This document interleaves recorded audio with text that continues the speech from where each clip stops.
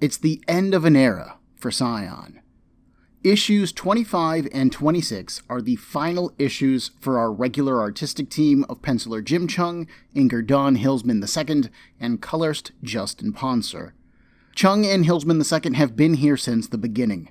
They've shaped the world of Avalon, designed its clothing, creatures, buildings, and, of course, our main cast. Justin Ponsor was a late-game addition, but he fit into this book with ease, adding a whole new layer of shine to an already gorgeous comic. But change comes to us all, and the art change won't be the only change that we experience. Ron Mars will close out our current status quo as well, and put an extremely new one in place. It's no small thing to say that after this episode of Scion, things are gonna be different. How different? Join me to find out. My name is Ben, and this is Comic Book Breakdown, episode 18.15 of Scion, round 3.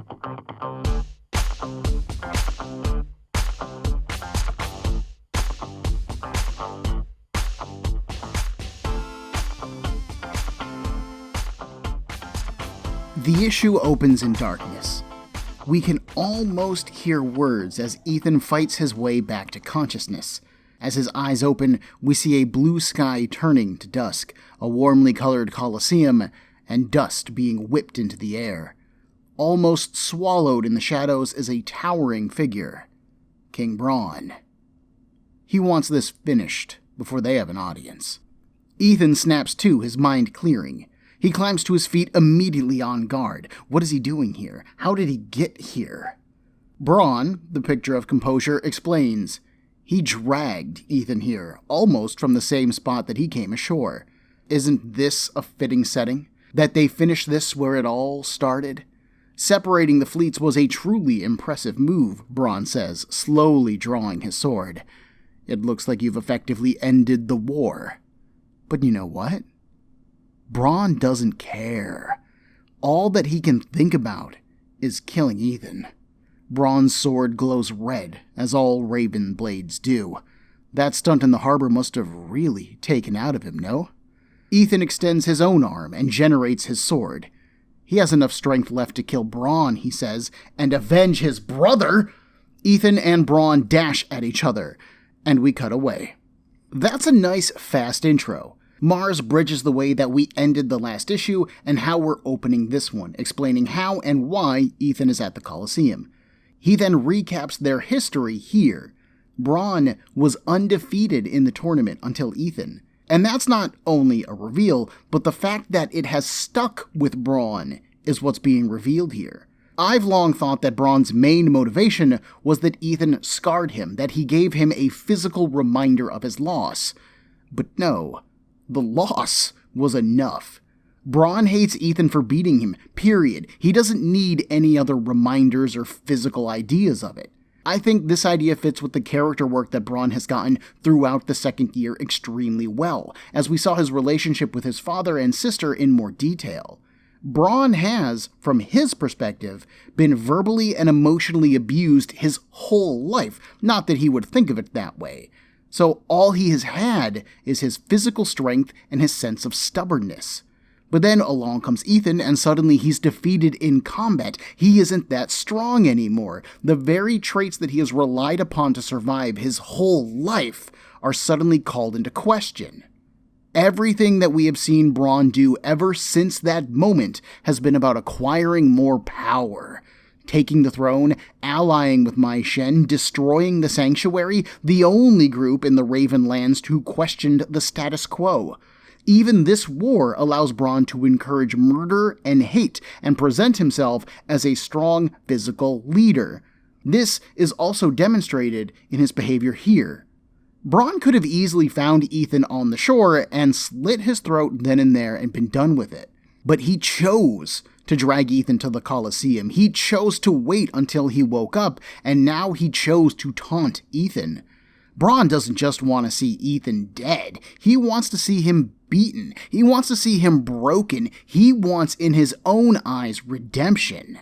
So he brings Ethan to the site of his last glory, the Colosseum, and challenges him one last time.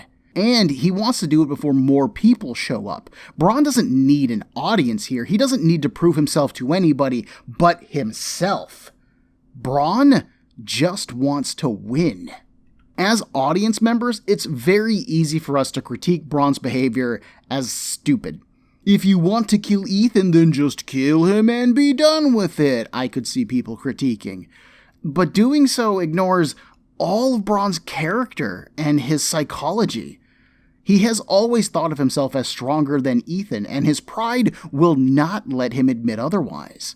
So why would he be worried about temporarily sparing Ethan's life when he knows that he's going to kill him anyways? Bron is making the right decision here because, as far as Bron is concerned, he always makes the right decision. This can't possibly end bad for him. In his own mind, anyways. We also have a slight nod to past continuity. As we saw in CrossGen Chronicles Issue 2, which featured the origins of the Tournament Isle, the ancestors of our boys, Edvin of the Herons and Alexei of the Ravens, washed up only a few feet away from each other after their own ships sank. Bron jokes here that he and Ethan did the same, washed ashore by prevailing currents. Mars is continuing to use the past in order to build the future, and he uses those echoes of history to add layers of irony and weight to our ongoing narrative. While our boys start fighting, we return to the harbor, where more and more lesser races exit their undersea taxis. The process is being overseen by Princess Ashley and Nadia, but Ashley's kinda distracted. It has been hours since Ethan stopped the fleet, and no one has seen him or heard from him. Skink interrupts her worrying and introduces Ashley to King Dane of the Herons. A retinue of herons surround him, including the captain from his ship, a woman named Shayla. Ashley approaches the king with a hand outstretched. She's honored to meet him. But Dane doesn't shake her hand, and he doesn't look very happy either. He's heard about Ethan and her claiming the Tournament Isle as a sanctuary for the lesser races. Ethan has always been headstrong, but he isn't a fool. Quote, "What are you playing at, Raven Spawn?" End quote. God dang, Dane, claws in, man. Ashley has been nothing but respectful. Show some decorum and return the favor. Jeez, it's called grace under pressure. Ashley keeps her composure. There is nothing sinister in her intentions, she says. Ethan's decisions are his own. Dane would love to hear Ethan be the one to say that. Does she know where he is now? Unfortunately, Ashley doesn't. But Cheung frames the panel with her in it as a direct close-up of her face, and in the distance behind her, we can see the Colosseum. When we return to the fight, Ethan and Bron are slashing and stabbing at each other. Bron rants angrily as he fights, stating that the only reason that Ethan beat him before was because he was granted power. But now Bron has been touched as well, and Ethan doesn't stand a chance. To demonstrate, this is not a normal sword fight. Both combatants are faster than a normal person. They're jumping and flipping through the air like Jedi Knights. Ethan even blasts at Bron, knocking him into the air, but he rolls and lands effortlessly. At the harbor, Exeter jogs up to Ashley and Dane, reporting that he has circled the shoreline, and there's no sign of Ethan.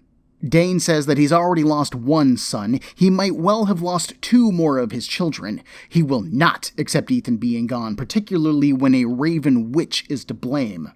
Flippa Dane! Dude! I'm not the only one upset by this.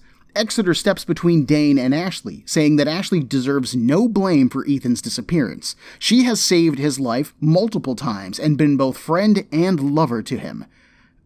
Which is it's maybe a bit more than I would have shared, personally, but Exeter does make a good point.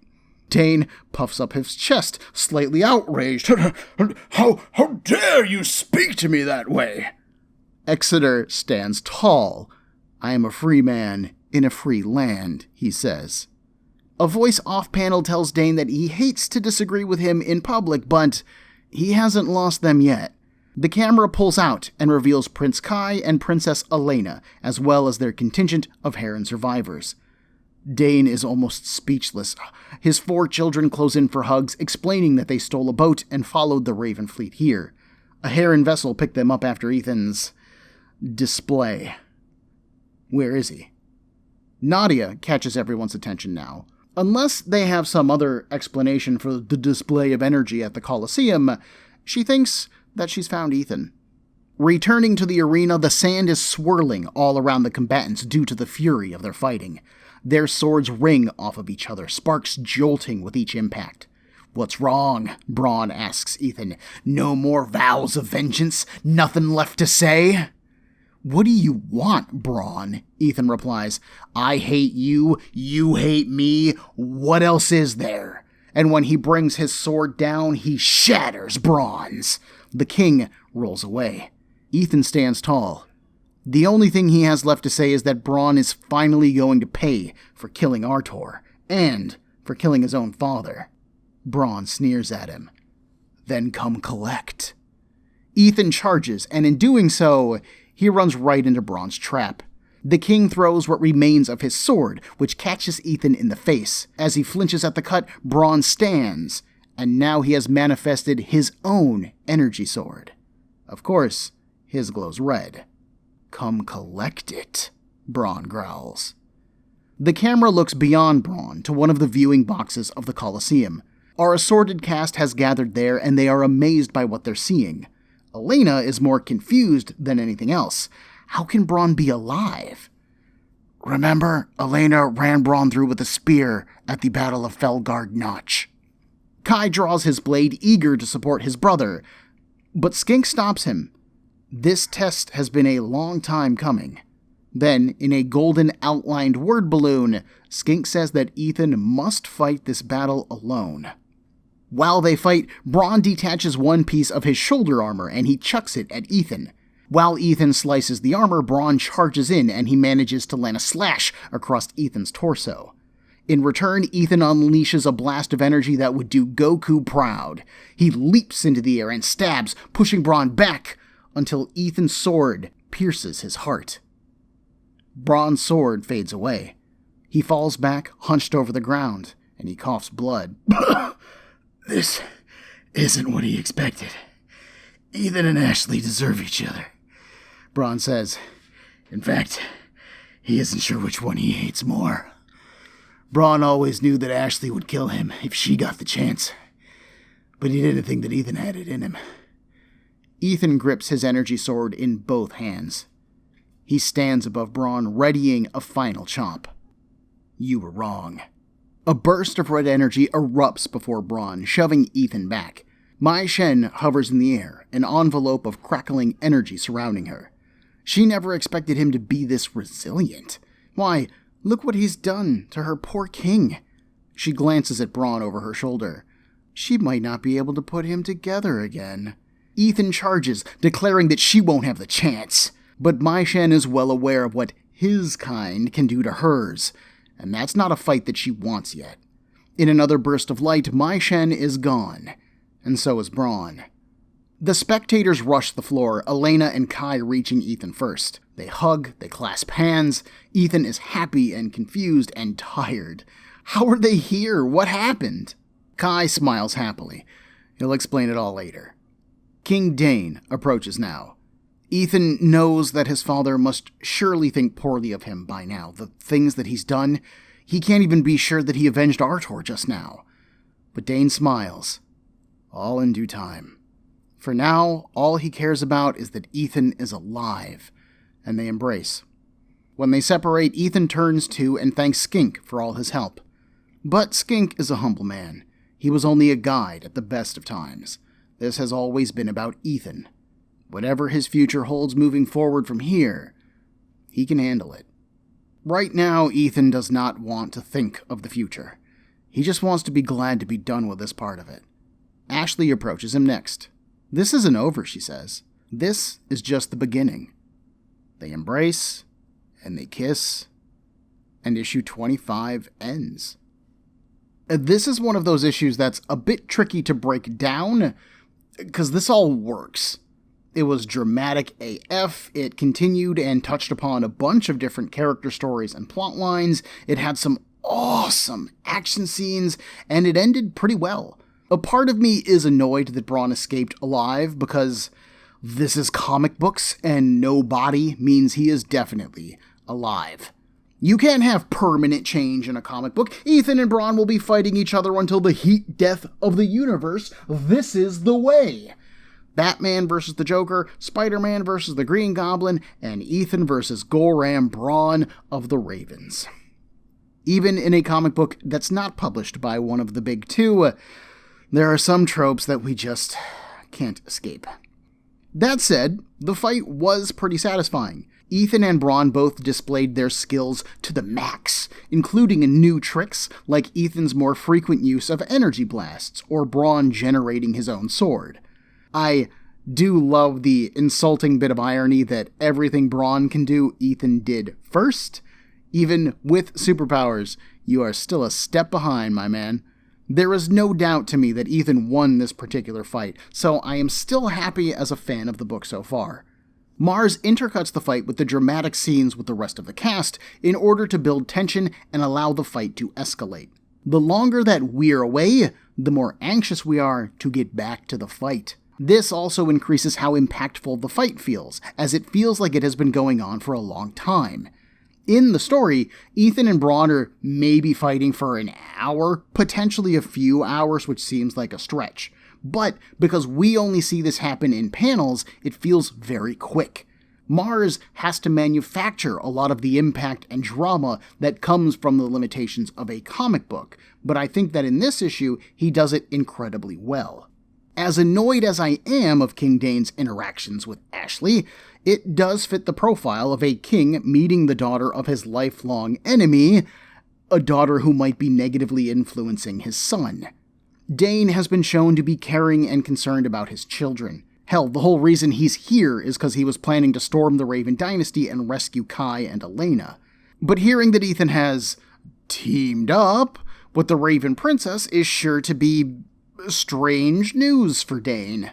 I do wish that he showed more of Ethan's open-mindedness, but when he reunited with his son, Dane is nothing but loving. Given time, I am sure that he will warm up to Ashley, and this is just early relationship jitters. Hopefully. I really appreciate Exeter standing up to Dane. We've seen Exeter defend Ethan before, both verbally and physically, but seeing that same level of loyalty applied to Ashley is really great. And he is right. Exeter is free now, and he should get the same respect that anyone else does. Not that Dane was respecting very many people this issue. We also see some more curious behavior from Skink. I appreciate Skink greeting Dane and acting as a go-between during his introduction. That is a good use of character history. But when Kai wants to help Ethan, Skink outright tells him no, and no one makes a move. To Kai and the rest of the Heron royal family, I am sure that Skink is an important person, but is he important enough to boss them around? This is still the king, the prince, and the princess. To keep them from aiding one of their own? I mean, I find this degree of respect for Skink kind of hard to believe. But then we see Skink pull out the gold word balloon. He's using whatever his particular brand of superpowers are to reinforce this idea. He says that Ethan must do this himself, and so everyone lets Ethan do this himself. Last issue, just as Ethan was ramping up to do his big energy projection in the harbor, we had two intercut panels during his speech that were close-ups on Skink's face. It was covered in shadows, allowing his orange eyes to shine through better.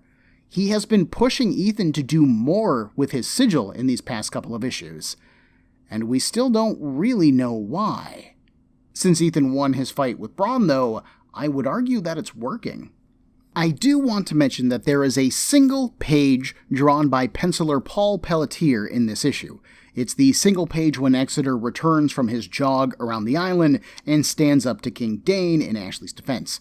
Pelletier's general style is much more rounded, much more fleshy looking than Jim Cheung's, but it does pair well. The consistent coloring helps smooth things over as well. I actually kind of had to do a bit of a double take to make sure that the art did change during my initial reading. I was like, wait a minute, this is different, right? Is it? And flipped the page back and forth a couple times. It is absolutely Paul Pelletier's artwork, and I think that he is a totally underused and under-respected artist in the world of comic books. He is just so good at drawing absolutely everything. I love his artwork, so it was a very nice surprise to suddenly see his stuff here in one of my favorite cross-gen comics. There are still a ton of questions and concerns left at the end of this issue. Is the war between the two nations truly over? How will Ethan and Ashley rule the Tournament Isle? And will the two nations let them keep it? And should two humans rule the lesser races at all? Will Ethan's family accept his relationship with Ashley, or are we going to have problems there too? Like Ashley said, this might be one part of an ending, but it is also the beginning of so much more. But those concerns will have to wait. Issue 26 is the final issue by our regular creative team, and they give us a whole different comic book experience. Issue 26 doesn't present itself like a normal comic book. The creative team does an interesting experiment with this issue, presenting it almost like a book with pictures, but heavier on the picture side of things. Each of our pages has two main features, the panels that contain whatever it is that we're looking at, and then a white space which contains the prose next to it, or above it, or underneath it. The prose will feature descriptions of the scene, as well as the thoughts of our narrator, but we don't have any word balloons or narration boxes or sound effects that are cluttering up our panels. The prose is kept totally and wholly separate. This allows the artwork to showcase itself, as there is nothing covering it up or blocking it. However, it also gives the story a sense of weight, of history. It feels more like reading a book or a diary, and then we are imagining the panels on the page. They're more like a prompt for us than anything else. We're left to do a lot more of the imagination work, like adding in our own sound effects, or our own feelings of nature, or wind, or the environment that we're in as we're reading the book. It is surprisingly shocking how well it works. This change in presentation also allows for a change in focus, as we leave behind the Tournament Isle, Ethan, and all of those story elements concerned. Instead, we will follow a member of the lesser races across the Raven Lands on their journey back to those elements. This maintains a thematic connection to what we've been reading, but acts as a nice palate cleanser to everything else that has been going on. It serves as a good way of wrapping up this first era of Scion as we move forward into the future. So let's dig in and explore. A member of the lesser races, named Elijah, narrates the issue. He tells us that the only thing you really own in this world are your own two hands, and we see his shackled, resting on a table holding the chain between them. A small metal axe hits the links, draws back, and hits again, cutting the chain. Elijah was born in the Ravenlands, where slavery is the only life path open to a member of the lesser races. But now, a new possibility exists. Freedom, as represented by a new island for just the lesser races. Elijah is a small man, and he is covered in a fine brown-gray fur. He has pointed ears and large black circles around his eyes, like domino spots. With him are three others, Cheriza and Kyanan and Borzhoi the Elder. Elijah has worked for his master since he was born, as did his parents before him. His father has already passed on to the next life, while his mother was sold when she grew too old to work the fields. There is nothing else for him here, and although these borderlands are far removed from the heart of the Raven Kingdom, they do receive news. Bron's ascension to king meant very little, as did the war with the Herons. But news about a sanctuary and freedom, now, that was news worth listening to. These four people have decided that such a thing is worth the risk. The rest of the estate workers chose to stay behind, no matter how abhorrent their lives, and who is Elijah to judge them? Their escape was discovered far more quickly than they'd have liked. Maybe one of the others sold them out, hoping to curry favor with their master. Who knows? In any case, the master was not happy. A small hunting party, including dogs, was sent out, and our party wasn't even out of the fields yet. The party split up, hoping that would increase the odds of their survival. They all had the same goal, a malfunctioning part of the fence that led into the surrounding forests. Behind them, Elijah could hear the barking and howling of the dogs, the shouts of the master and his hunters. His feet barely touched the ground. The elder Borzhoi was not so fast. Thinking about it later, Elijah wondered if maybe that was the point. if Barzoi sacrificed himself as an easy target so that the others could stand a better chance at escaping. Elijah can never repay that debt, nor will he ever forget it. The party had planned to meet under a bent, crooked tree in the deep swamps near the property. Barzoi was the one who had suggested it, having been there as part of a work party once before. The thick mud and difficult terrain would discourage any hunters, and he was right on point with that assessment. The remaining three had never been so free, or so worried. None of them had experienced traveling, camping, navigating the world. Elijah and Cheriza had grown up on that farm, while Kyanan had been purchased and then brought in from the outside. This experience was totally alien to them. But it was freedom. Their small fire produced more warmth and light than any other ever had. Every scrap of food tasted that much sweeter. The fear, honestly, they could live with that. As a slave, you learn to accept that terrible fates could befall you at any time for almost any reason. If the master wasn't happy, you were suffering. After a time, you just accepted that danger was a part of life, and in doing so, our party thought that they could manage the dangers of the world around them. They could not. While spearfishing in the swamp, attempting to get food, a large alligator-like creature leapt upon Kyanan and killed him. One night into being free, and already 2 of them were dead. Despair told Elijah that those who had stayed behind were right. They were alive. They were safe, after all. With these thoughts running through his mind, Elijah comforted Cheriza as best he could. They were all that they had. In the morning, they headed north. The hope was to leave Ravenlands as soon as possible before turning west to the coast. They crossed sunlit canyons cut with clear, crisp streams. Staying far away from any human settlements, they climbed and saw breathtaking views, camped each night together. Elijah came to realize that even if they died in this attempt, even if they never made it to the Tournament Island, he wouldn't trade this experience for anything. He had never known such beauty in the natural world or felt so at peace. He also fell in love, and that is exhilarating in its own way. Along the way, Elijah and Cheriza were reminded of their old lives. They saw other members of the lesser races captured in the wild, but they were unable to help. They were even hunted themselves. After all, returning slaves were a lucrative business. Elijah recalled tales about a lesser races member who hunted his own kind, but he also dismissed them.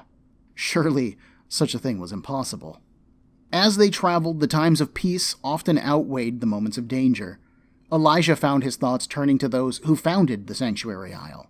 Stories say that a raven princess and a heron prince stole the island from their respective homelands in order to help the lesser races. Why they would do this, he honestly couldn't know, but he did understand the courage that doing such a thing must have taken. It's the same courage as a slave defying their master. As the pair climbed the mountains, old dangers were replaced with new ones. Once Elijah and Cheriza were set upon by a pack of wolves. But they weren't just scared slaves anymore. They had grown experienced and tenacious over their journey. They fought for survival now and the reward to come. They killed for it. And eventually they did reach the coast. The great sea stretched out before them to the horizon, unbroken, shining, and beautiful. It exhilarated and scared Elijah. Over time, they built a boat. They used what scraps they could find, sometimes traveling leagues for the necessary parts. When their small boat was completed, Elijah and Cheriza boarded it and sailed off. Before leaving their farm, all 4 party members had learned to read the stars as navigational guides. This was how they kept course west on their land-based travels. They would do the same while they were at sea.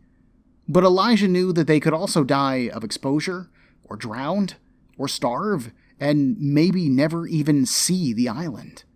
But they had come so far for their dream, and they couldn't stop now. The sailing was, thankfully, easy, as neither of them had experience on a boat. The seas were calm and gentle. They rationed their water and they ate fish for the first time, no less. It was almost idyllic. But dark clouds gathered in the skies. A sudden storm would have been a mercy. It could have killed them quickly, at least. Instead, Elijah and his love watched the storm build. When it finally broke, it fell upon them like a master's lash. Their ship was shattered, forcing them to cling to debris and to each other.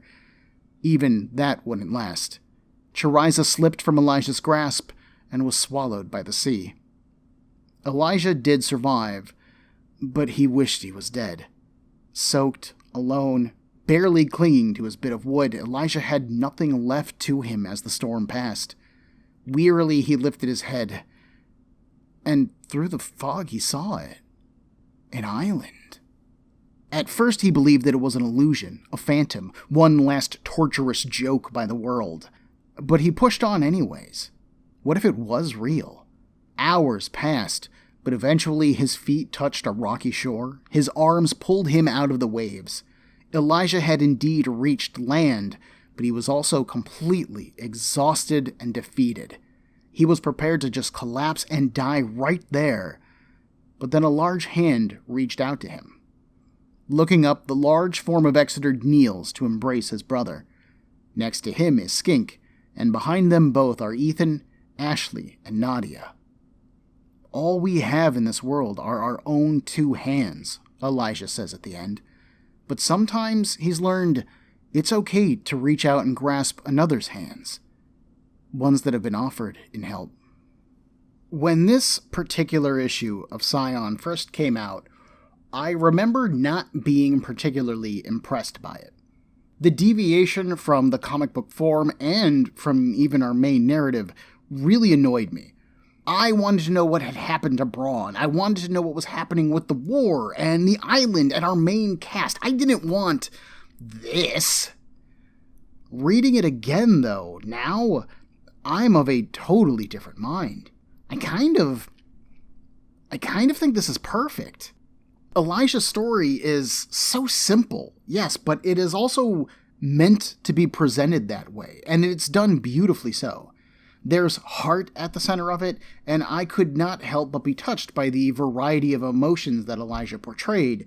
Glee, grief, wonder, fear, excitement, determination, love, hope, commitment, despair, and relief at the end. Mars accomplishes this by placing us in Elijah's head. We read his constant narration.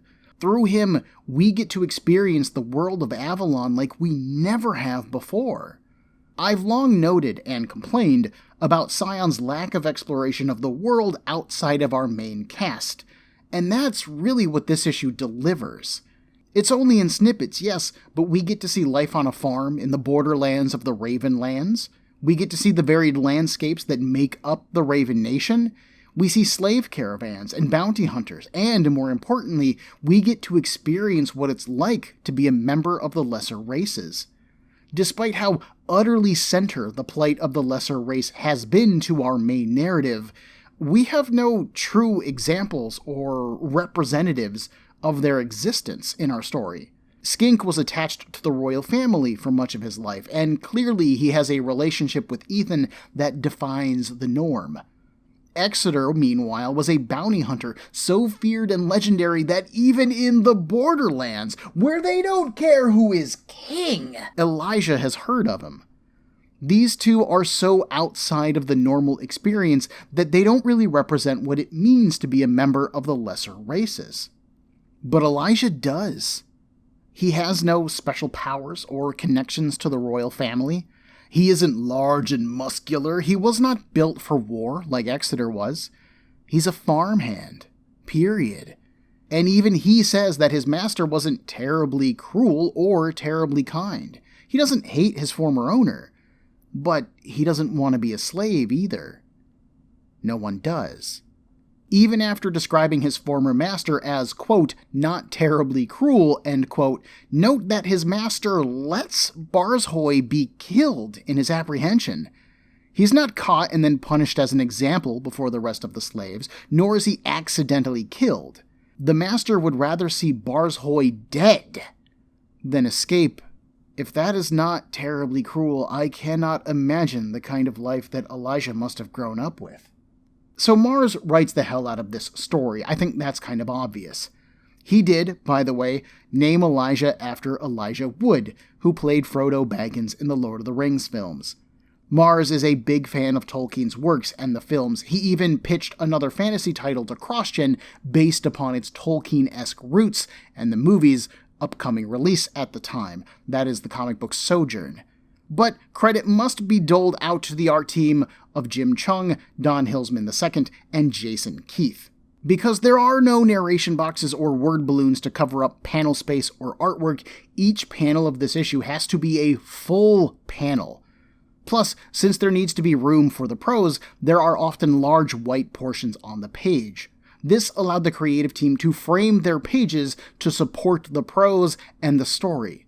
Some pages only have a few panels, but have lots of stuff to read. Other panels are just a 2-page spread of a canyon with some small lines running along the bottom. These pages are gorgeous.